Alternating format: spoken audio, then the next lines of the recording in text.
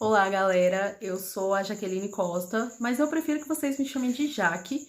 Eu sou acadêmica de Relações Públicas da Universidade Federal de Goiás, mais conhecida como UFG. E aqui a gente está no simpósio de introdução à Liga da Sexualidade. Eu gostaria de trazer um panorama para vocês sobre racismo e LGBTfobia no mercado de trabalho.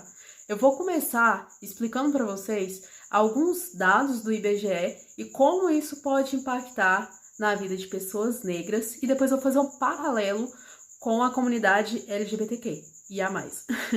Então vamos começar. Primeiro eu gostaria de falar um pouco sobre o mercado de trabalho.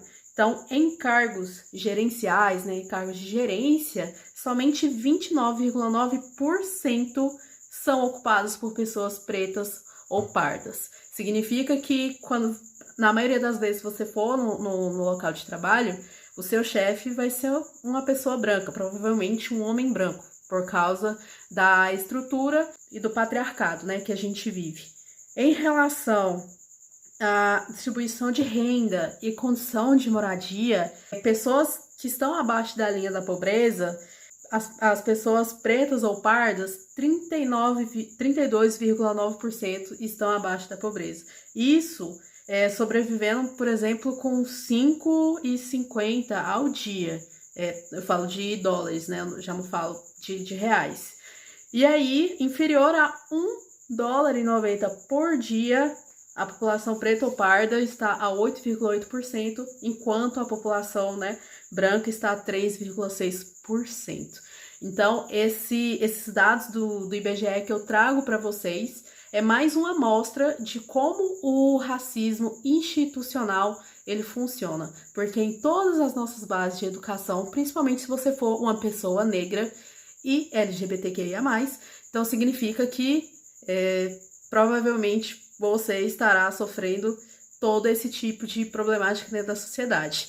Então, além disso, as maiores mudanças sociais estão com as representações políticas, com as ações afirmativas, com as ações sociais e, infelizmente, representação política de pessoas pretas ou pardas são apenas 24,4%. Isso dos deputados federais eleitos. O contraponto disso, de pessoas brancas nessa mesma posição, são de 75,6%, o que mostra uma disparidade enorme em relação a esse grupo de pessoas.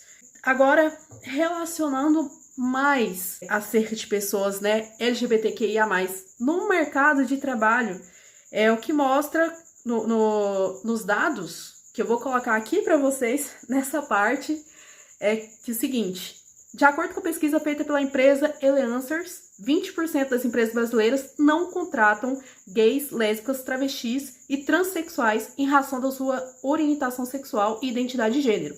11% delas, 11%, só contratariam se o candidato não ocupasse cargos de níveis superiores. Então significa que se você fosse para o mercado de trabalho, você é uma pessoa aí da comunidade LGBT, significa que uma boa parte do mercado ele não vai querer você como empregado. E o que acontece com esses dados? A maior problemática deles, porque não é do censo do IBGE. Os dados relacionados à população LGBTQIA+, elas não estão servindo como métricas no nosso maior órgão que faz essa verificação geográfica. Então, assim, é uma luta, inclusive, da comunidade LGBTQIA+, participar desse censo justamente para que com esses dados a gente possa fazer ou possa lutar por ações que estejam ligadas mais com a realidade. O Brasil, infelizmente, ser um local que mata a cada 26 horas uma pessoa LGBT faz parte da nossa sociedade, mas ainda existem casos subnotificados justamente porque não tem um acompanhamento de um órgão que ele serviria para isso. Então, acaba que a gente está nessa posição horrível e, por causa das subnotificações e maiores problemáticas, isso poderia ser pior. Então, a gente tem que lutar para que isso mude, justamente também para que a gente tenha maiores representações políticas dentro dos nossos órgãos, entendeu? Então, é uma questão, assim, de estudo e de luta, para a gente realmente ter uma ação efetiva dentro da nossa sociedade, dentro da nossa hierarquia social. Eu gosto de pensar assim. E quando se trata da população transexual, as dificuldades se aprofundam. Significa que, segundo a pesquisa realizada pela Ordem dos Advogados do Brasil, a OAB, 82% dos transexuais não concluem seus estudos. O preconceito somado à alta taxa de evasão escolar agrava ainda mais o cenário. Então, o que esse dado ainda quer nos dizer? Que ele condiz muito com a nossa realidade, que o país que mais mata pessoas transexuais no mundo e é também o país que fetichiza esses tipos de corpos, porque também nós somos o país que mais consome pornografia transexual do mundo. Então mostra o paralelo do Brasil, de como que é um país que é totalmente contraditório, entendeu? Porque na hora de fetichizar o corpo, entendeu? Essa população serve. Mas na hora de tratar com dignidade, aí não. Esse tipo de corpo só pode ser consumido às escuras, entendeu? Não pode ter dignidade, não pode ter um trabalho, não pode ter uma casa, não pode ter nada. Inclusive, as pessoas transexuais no Brasil, elas podem viver ali até em média de 30 a 40 anos. Então, além dessa porcentagem altíssima de não contratação no mercado de trabalho, essas pessoas ainda têm uma porcentagem assim, de vida que é reduzida pelas condições do Brasil. Além disso, eu fiz nas minhas pesquisas que eu estava fazendo, inclusive eu posso disponibilizar para vocês, eu vou deixar o meu e-mail aqui no final, para que quem quiser entrar em contato também possa, que eu posso passar esse material. Então, assim, eu vou deixar aqui também, eu tô lendo aqui para ficar mais fácil para vocês. Mas, assim, eu fiz uma pesquisa no G1, no geral, né, no G1, falando sobre a população LGBT e o desemprego na pandemia. Então, assim, foi uma pesquisa da UFMG e Unicamp, aponta que a população LGBT está mais vulnerável ao desemprego e à depressão por causa da pandemia.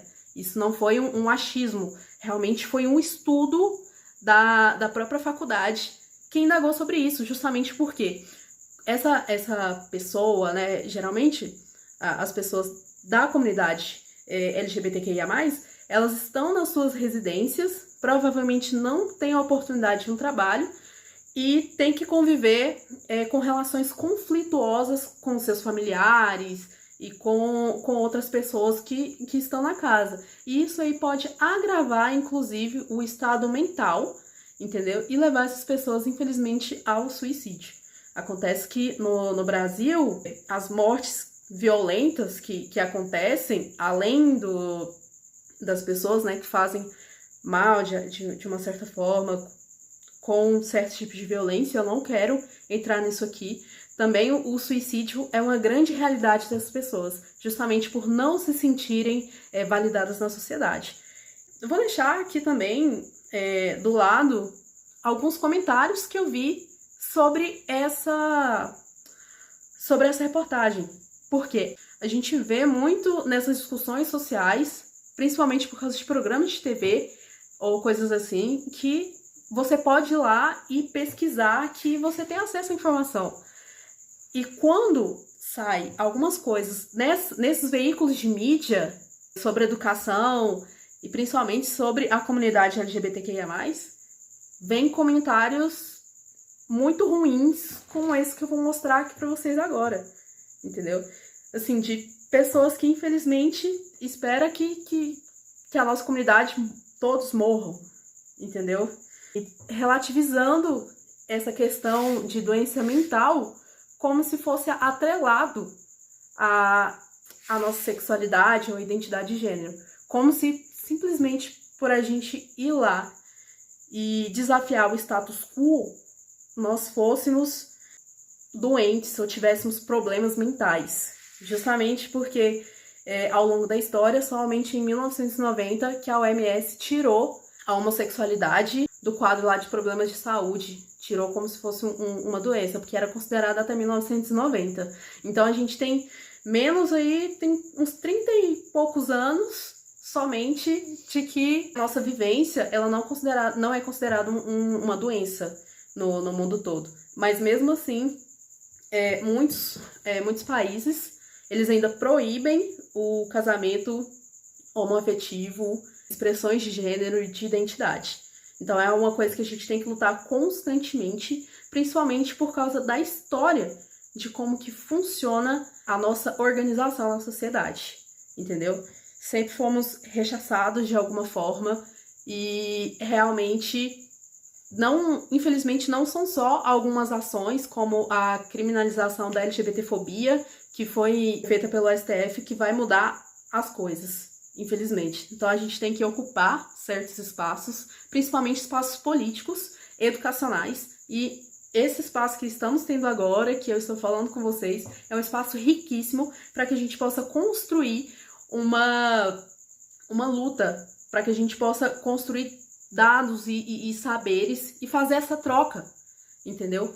Porque se a gente continuar esperando ou vendo o que vai rolar na política brasileira ou alguma coisa assim, pra gente poder se posicionar, infelizmente a gente vai continuar sendo só mais uma vítima da estatística que vai compor dados e a gente não tá aqui pra isso, entendeu? Estamos aqui para conquistar os nossos espaços, principalmente para continuar a luta de tantas outras pessoas que sofreram na sociedade, que fazem parte da nossa comunidade e que ajudaram a construir historicamente a oportunidade da nossa liberdade. Para que hoje, no Brasil, inclusive, a gente possa se casar, mas que a gente não fique feliz só com isso, mas triste, porque no mundo inteiro isso não é uma realidade comum. Ainda mais se você for uma pessoa LGBTQIA+, e negro. Então, além do racismo institucional, estrutural e também da LGBTfobia, infelizmente, como o governo ignora essa situação, então realmente é com a luta que a gente vai conseguir ter os nossos espaços. Então, se vocês tiverem alguma dúvida, por favor, vocês façam as perguntas, pode mandar por e-mail, pode mandar aqui mesmo, que amanhã, no dia 13, nós vamos estar, né, todas as pessoas, né, que estão palestrando com vocês, estarão online e ao vivo para poder responder algumas dessas questões. Então, se você tiver alguma pergunta, por favor, mande, que faz parte dessa nossa construção social. Então, muito obrigada e tchau, tchau.